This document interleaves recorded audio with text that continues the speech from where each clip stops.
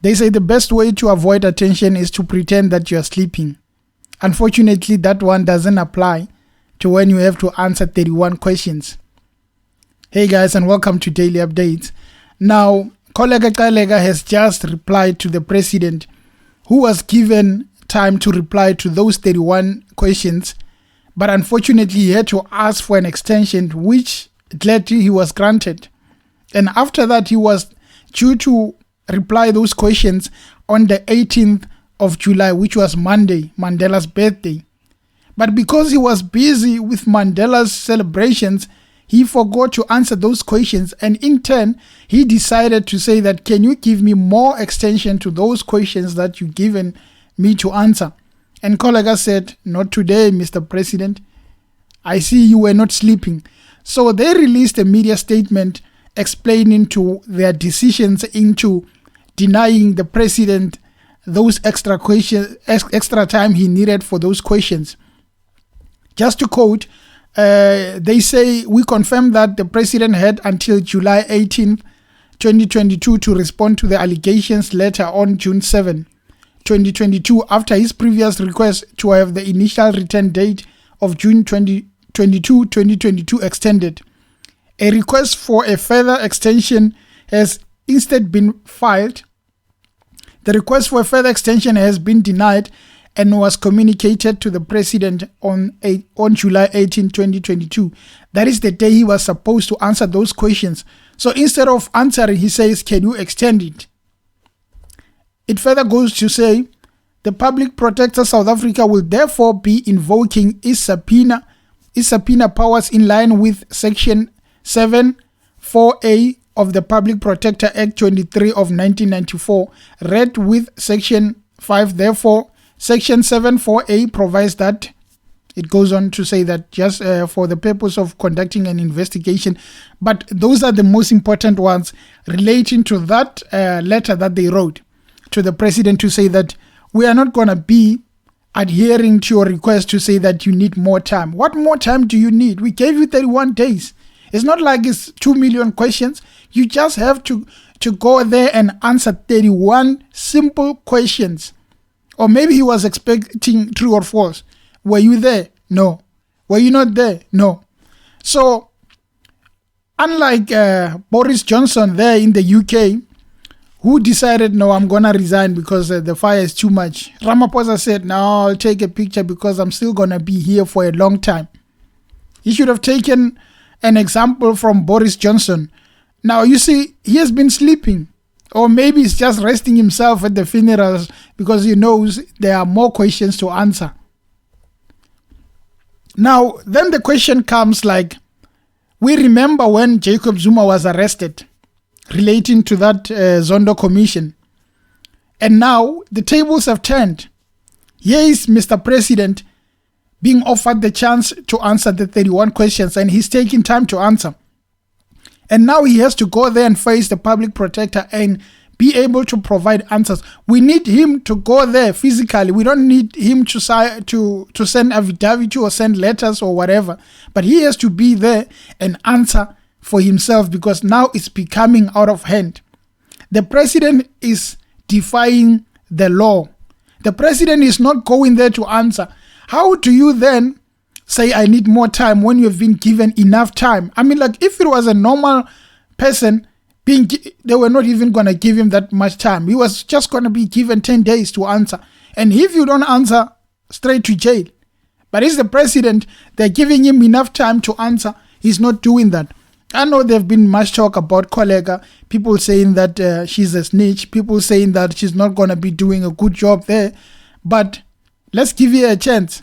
If she can prove herself that she will deal with the president in a proper way, well, maybe we might for now just give her a chance while they're dealing with the public protector on the other side, where Dalimpof is protecting or is addressing the people in defense of her.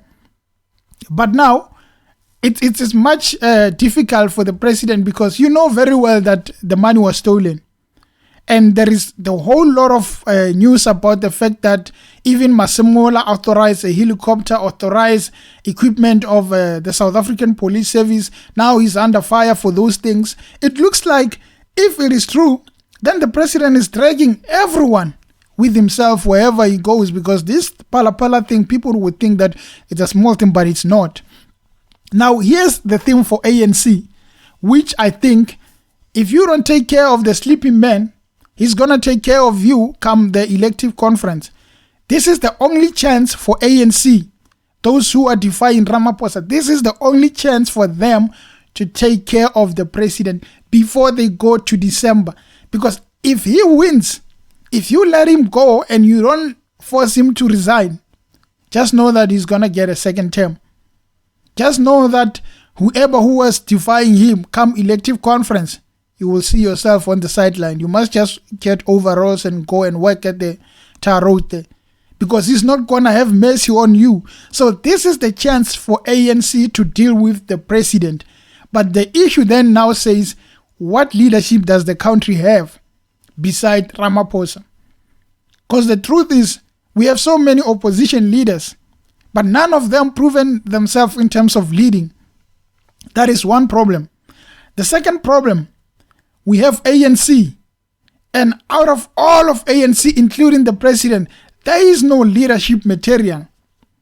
So then what are we if we don't have any trust in the oppositions, because they have no track record of proving themselves? If we go to the ruling party, we have no one to just put there and say this guy can lead. No one, absolutely no one. If you go to each and every one and research them, you will find corruption. Each and every them. You go there and just open that cupboard and get those skeletons. Just like Batabile Dlamini said, that each and everyone has those skeletons. So if you search them and research properly, you will find that each and everyone has some corruptions. I mean, they said Ramaphosa was the cleanest one. Now here's Pala. We must deal with Pala from the president.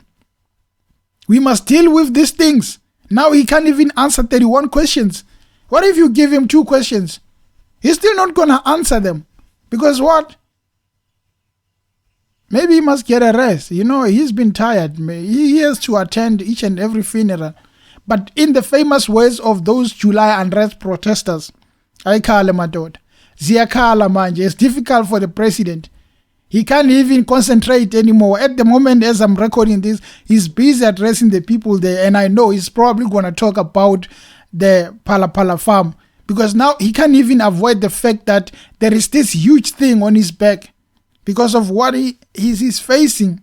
I mean, can the president just at least take the people in confidence and just say, the people of South Africa, I resign. I understand that this is an important job, but I can't do it.